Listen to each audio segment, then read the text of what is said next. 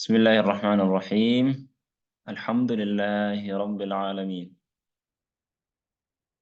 والصلاة والسلام على أشرف الأنبياء والمرسلين، نبينا محمد وعلى آله وأصحابه ومن تبعهم بإحسان إلى يوم الدين. أما بعد، رب اشرح لي صدري ويسر لي أمري واحلل عقدة من لساني يفقه قولي. اللهم إنا ظلمنا أنفسنا وإن لم تغفر لنا وترحمنا لنكونن من الخاسرين. Eh, Insyaallah kuni barnoota keenya isa jalqabaa kan bara haaraa bara 1445 guyyaa Khamisaa Shawwaal gaafa guyyaa sagaliiti.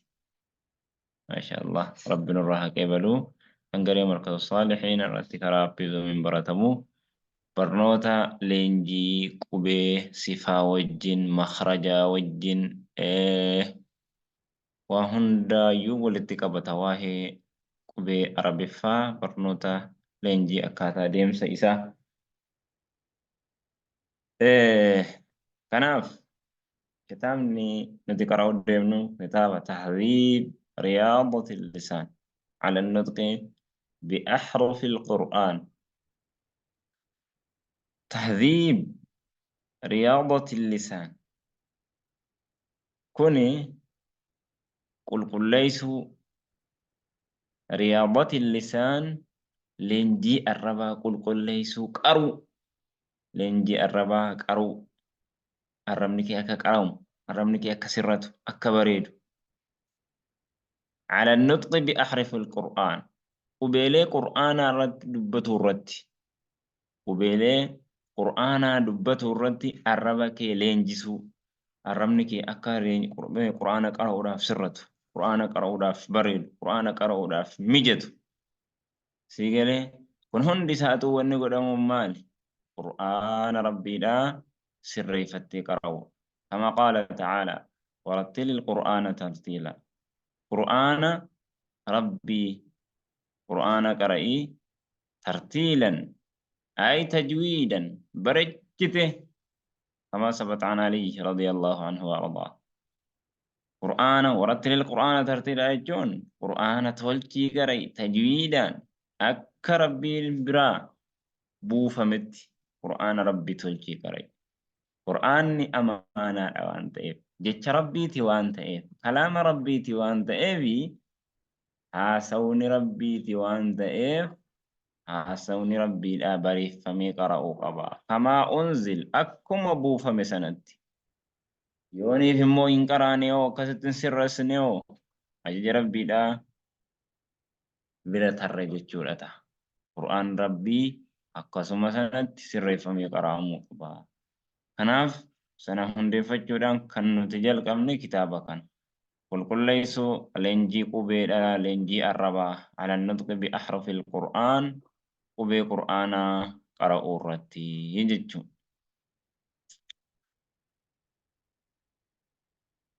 Abbaan kitaabaa lisheekh ilmuqri sheeka nama qara'aasisu Muhammad ابن أهدل ابن يحيى محمد ابن أحمد ابن يحيى الأهدل مكان سادا جج.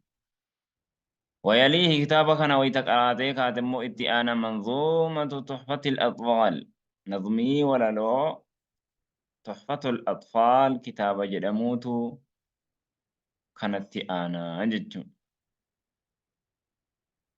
هذبها وزاد عليها يسيقل كل شيء كان يرتب بلي قارئ أحمد محمد آدم نمجد أمو جج. كان فكات أنا برد برفن أسكيست صدركا قرآن في واهي قرآن تلجني قرأو سنة دبتا وانتيف خلت مان غرا درسي كينيا تدبر فننتي سني السرى قامة دوري نساء كنو أسرى جلقب كيفية النطق بأسماء الحروف الهجائية أكاتا دبي بأسماء الحروف الهجائية مقالة قبيلة هجائية أكاتا إتدبتا أكاتا دبيجتشو. لنطق أسماء الحروف الهجائية طريقتان. لنطق دبته الآف أسماء الحروف الهجائية مقالة قبي هجائية دبته الآف دبسو الآف طريقتان كرا لما تجرى كرا لمان دبسو دندين كرا لمان دبسو دندين. الطريقة الأولى كران إني درا أكاتا لما تدبفما. الطريقة الأولى لمن الرا إني درا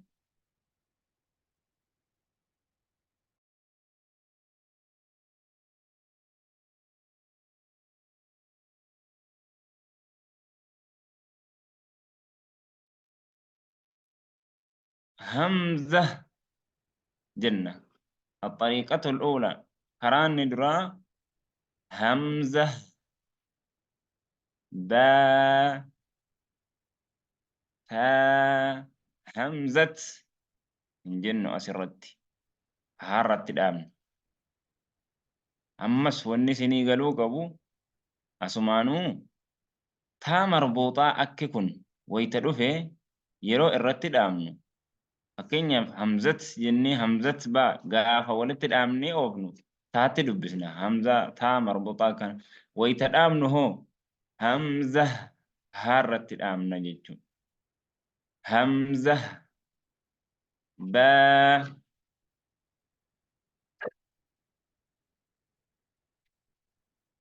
taa taa jiim. Sigalee harakaa lama lama. Hamza hin harkifamu kun. Baa taa taa jiim haa.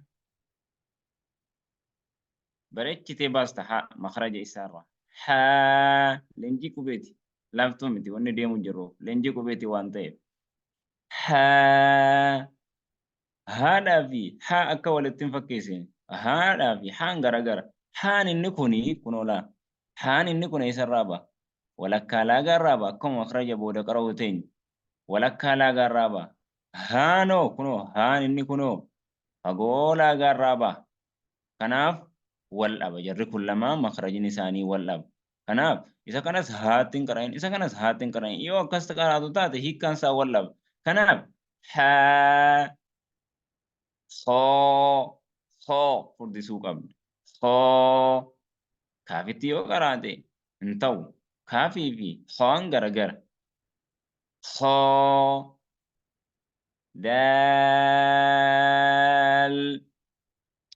ذال را زاي سين شين صاد ضاد طا ظا عين غين. Jara furtutu kana bariisteetti yaaduun kee jirtu. صاد ضاد طا ظا عين غين. Ni dheerata jarichi jarri kun warra qubee lamarraa ijaarame kaleessa hurufa irratti qaraatanidha. Warri hurufi qubee lamarraa ijaarame qubee lama lamarraa ijaarame harakaa lama lama madda xabii harkifame jedhu. Warri qubee sadii sadirraa ijaarame hoo harakaa ja'a warra harkifaman. Sii galee bareechinee harkisna. Ayin. Badul caarada illee sukuun jedhama. غين فا قاف لا بريتشي فردة نكون قاف نفردة يرو كسر ضم استأس فتاة استأس أكاتا هندتون فردة لكن فردنا ستدركا فردنا كذا ولا هذا وما لسون فندرتني برنا صدركا فن وال يرو كسراتي في يرو فتحة والكتاب فردة لا والكتاب فردة فندرتي برنا كاف لام ميم نون ها واو لام ألف يا akkaataan tokko akka kanatti akkaataan dubbisa isaa tokko akka kanatti dubbisa. الطريقة الثانية كرال لما فان همزة كان دام ورد أبس نجرا لكن akkaataa lamaan kanarraa akkaataa isa dura hamma dubbisne sanatu irra filatamaadha.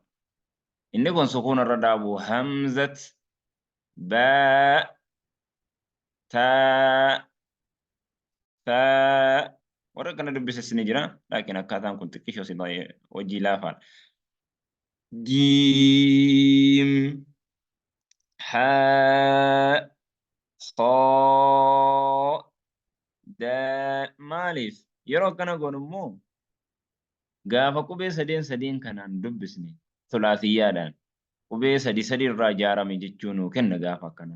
Gaafa akkana goone hundi isaatu akka silaa jiimiidhuma kana irratti dubbifama jechuudha. Waan hamzaa fi laam alif hin ta'in hamzaa hin ta'in hundi isaatu maddul caaridallee sukuun harkifama. Gaafa qubee sadirraa walitti ijaarama jennee argina. Baa jennaami gaafa qubee lama gaafa kana immoo baa taa taa jiim حاء خاء دال ذال راء زاء سين شين صاد ضاد قاف ضاء عين غين هاء قاف كاف لام ميم نون هاء واو لام ألف يا كنا akkaataa dubbisa kanarraa akkaataa inni lammaffaa kanarraa akkaataa dubbisa isuma olii hamma dubbisa xariiqatul uulaa isa jennu sanatu hunda isaarraayyuu filatamaadha nu hundinuu akkasuma sanatti barataa as geenye jechuudha. Laakiin qubeen arabiffaa kuni maaliif akkanatti yaanna? Wanni akkanatti yaannee makhrajni isaa sifni isaa wanni hundi wanni baratamuuf maaliif jennaani? Seera qur'aanaati. Qur'aana rabbii kabajamaadha waan ta'eef itti yaaduun barbaachisaadha. Akkasuma qubeen arabiffaadha. Qubeen afaan arabiffaa akkasuma qubeen arabiffuma qubummaan arabiffaa qubeelees afaanota addunyaarra jiran hunda isaarraa inni jabaan isa qubee arabiffaati. Jabeenya isaarraa afaan warra jannataati. Okko jedhe inni lammaffaan afaan qur'aanni rabbii ittiin bu'e kan qur'aanni rabbii ittiin bu'e sigalee waan akkasiiti. Maaliif ijaarmayuma keessatti fakkeenyaaf jechi tokko jecha hiika 1000 kan qabu jira jedhan. Qubeen arabiffaa kuni fakkeenyaaf ingiliffi baay'atee yoo baay'atee dhibban caaloo jedhan. Jechi tokko hiikkaa dhibba. Laakiin garuu Arabiffaa keessatti jecha tokkotu hiikkaa 1,000 fa'aa qaba jedhan. Kanaafi waa hundarrattuu jabaadha afaan Arabiffaa jechuudha. Qubeen Arabiffaa kuni akkaataa kamitti kan inni dhufe haala amma jiru kana akkaataa hamma jiru kana nuuf mijatee jiru kana haaluma kanaan barreeffamaa ture haaluma kanaan baratamaa ture haala kanarraan adda adda. Qubeen Arabiffaa gaafa dura Quraanni bu'u fakkeenyaaf tuqaan qabu fathaa kasraa hin qabu dhammaa hin qabu sukunaa hin qabu shaddii hin qabu kun hundi isaatu akkamitti beekanire achi duratti Araboonni fasiiha jedhan Araboonni kuni hin beekani akkanumatti beekama jedhan akkanumatti beekama fakkeenyaaf baan taan saan isuma dalga ciisu malee wanni tokko hin jiru tokko hin jiru gaafa Quraanni dhufu jarri addaan beekani haasawaan addaan beekani haasawarraan addaa beekani bootaadhaan addaa beekama laakiin booda keessa yeroo afaan ummanni gara amantaa islaamaatti dhufaa gara amantaa islaamaatti seenaa dhufu arabarraa ajamni walitti deemaa dhufu kalaama arabiffaa kana caccabsuun jalqabamee daddabsuun jalqabame wayita jalqabamu kana keessatti zabana Ali ibn Abi Talib radiyallahu anhu wa ardaa Abul Aswad ad-Du'ali nama jedhamu seenaan dheeraadha waan ta'eefi sababa dogongora nama tokko irraa argame Qur'aana keessatti inni kaan fathaadhaan qara'u inni kaan kasraadhaan qara'u waan silaa fathaan qara'amu kasraadhaan qara'u wayita silaa waan fathaan qara'amu kasraadhaan qara'ame kana hiikkaatu jijjiirama. Kana Ali ibn Abi Talib itti dhaqee dubbiin akkana ta'uu jira afaan baduu jira akkamaa godhamu jennaan Abul Aswad ad-Du'aliin maal godhee mallattoo fathaadhaa mallattoo kasraa dhammaa kana hundaayyuu uume jechuudha. Fakkeenyaaf fathaa asirratti agarru kana maal godhee Abul Aswad ad-Du'aliin zaman Ali ibn Abi Talib keessatti bara 60ffaa keessa jechuudha.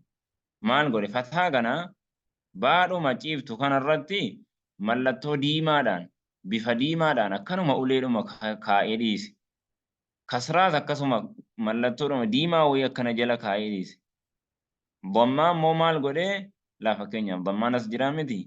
Dhammaadhuma kana waawii sagiiraa isii jedhamu. Waawii sagiiraa inni immoo maal godhe fuulduratti gama fuulduratti as butee kaa'e. Mallattoo dhammaa maal godhee dhammaadhuma kana osoo hin taane fathaadhuma godhee akkuma uleedhuma sana fathaan amma fakkeenyaaf kallattumaan irra keessa kallattii qubeetiin irra keessa jirti. Dhammaa immoo maal godhe fuulduratti as butee godhe. Fuulduratti as butee akka fakkeenyaaf fathaan as jirti kallattiin. Dhammaa immoo fuulduratti as butee godhe mallattoo dhammaa godhuudhaaf jechuudha. Uleedhuma ciiftuu haala akkasiitiin Abul Aswad itti fayyadama akkasiidhaa godhee jechuudha. Haala akkasiitiin utuma taa'uu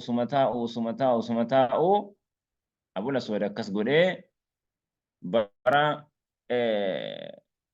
972 wahi kana keessa booda keessa Nasr ibn Aasim zabana Abdul Malik ibn Marwan mootummaa harkaa qabu keessa Nasr ibn Aasim al-Laythiyyi fi Yahya ibn Ya'mar al-Ad'u al-Adwani namni jedhamu jarri lamaan kuni qubeelee kana tuqaasaa itti godhuu jalqaban.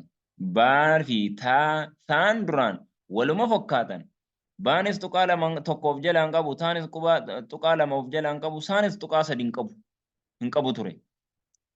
Baa jala tokko kaanee, taa jala tokko kaanee, saa akkasitti sadi kaa'anee jara kana tuqaa kana itti godhan. Tokko. Akkasuma qubeelee kana tartiiba isiin jirtu kanaan hamzarraa ka'ee haga yaa'itti tartiiba kanaan eenyutu kaa'ee zabana mootummaa Abdulmalik ibnu Marwaan keessa Nasr ibnu Caasim Allaythiyii fi Yaxyaa ibnu Yacmar Alcadwaanii jarri jedhamu lamaan kuni qubee kana tartiibaan kaan duraan akkamitti jira abjad hawwaz huxxii kaliman isa jedhu san isa sanaan barreeffamee jira jedhan qubeen arabiffa jarri immoo tartiiba hamma jiru kana hamzaa baa taasaa jennee hanga yaa'itti barreeffamee jiru kana tartiibaan gaafa sana nuu kaa'anii jechuudha. Sigalee akkasuma qubeelee kana tuqaa warra wal fakkaatu fakkeenyaaf baa fi taa fi saan duraan wal fakkaata. Baa jala tuqaa tokko kaanee taa jala tuqaa lama kaanee saa tuqaa sadii kennaneef. Sigalee jiimii fi haa fi kaan waluma fakkaata duraan. Jiimiif tuqaa tokko kennanee haa dhiisaneetuma haa tuqaa tokko gubbaa kaa'an. daaliif daal wal fakkaata dhiisanii daaliif tuqaa kennan raa fi zaa wal fakkaata raa dhiisanii zaaf tuqaa tokko kennan siinii fi shiinii fi saadii fi daadiin afran fasaatu wal fakkaata maal godhaniree siinii fi shiin kana ilkaan isaa itti godhanee maraa irra keessaa dhiisanii ilkaan itti godhan siigalee shiiniin ilkaan lamaan jara ilkaan isa kan jiru kana itti godhanee shiin immoo tuqaa sadii godhanee adda baasan jiruma kana lamaan. Saadii fi daadiin akkuma jiru kanatti dhiisanii immoo daadiin tuqaa tokko godhaniif. Daa fi zaanis wal fakkaata ture. Daadhaaf tuqaa tokko kennan. Aynii fi gayni wal fakkaata ture. Gayniif tuqaa tokko kaa'anii. Faa qaaf wal fakkaata. Faaf tuqaa tokko qaafiif tuqaa lama godhan. Kaafiin mallattoo yaa'ii wahii kaa'aniif. Laamii fi miim nuun tuqaa tokko godhanii haa waawin tuqaa hin goone jara kan akkanuma dhiisan fakkaataa kan biraa waan isaan fakkaatu hin qabne quba adda addaati waan ta'eef sanaaf dhiisanii haala akkasiitiin tuqaa godhanii jechuudha. Egalee haala akkanaatiin godhan. Haala akkanaatiin bareeffamee arganii jechuudha. Amma bara hijiraarraa lammaffaa keessa immoo Khaliil ibnu Ahmad nama jedhamutu dhufe. Khaliil ibnu Ahmad nama jedhamutu dhufe. Maal jechuudhaan Abul Aswad duraan maal godhe jenne yeroo Aliy ibnu Abi Xaalib keessa fathaa fi kasraa fi dammaas waluma fakkaatu uleedhuma dheertuu irra keessa kaa'ee kasraa jala kaa'ee dammaa immoo gama fuulduratti as butee kaa'e. Waawii sagiiraa sun taane fathaa ka uleedhuma jiru kana gama fuulduratti butuudhaa fi gama wal qixa kaa'uudhaan fataa fi dammaa wal dhabde. Isa kana Khaliil ibnu Ahmad maal godhee dhufee waa baay'ee sirreesse qubee Arabiffaa irratti. Maal godhee akkaataa nuti har'a beennu kana fathaa as godhee kasraa jalatti godhee dammaa immoo maal godhee waawii sagiiraa xiqqishoo sana irra keessatti kaa'e kunoo akkasiin argatan kanala dammaa sana haala akkasiitiin godhee jechuudha. Amma sana qofaa miti wanni inni fayyadame Khaliil ibnu Ahmad boodarra wanni inni kaa'e dhufee fakkeenyaaf Hamzaa kan jennu kun oolaa mataa isii kana agartanii miti matattii isii kana Hamzaa isii kana Hamzaa kana kun oolaa yoo asitti mul'atu ta'e Hamzaa isii kana Hamzaa isii jennu aliifii fi Hamzaan garagara amma qubeen Arabiffaa 29 yookaan 28 29 wayita goonu Hamzaa fi alifa adda gooneeti. Laakiin Hamzaa fi alifni tokkuma turan gaafa walitti dhaabnee qaraane walitti buufne Hamzaa jedhama. Gaafa adda adda baafne immoo alifa jedhama kophaa isaatti uleen dhaabatu kun. Hamzaa kana mataa ayni irraa fuudhee mataa ayni irraa muree ayni irraa mataa muree Hamzaa kana uume jedhan. Tokko.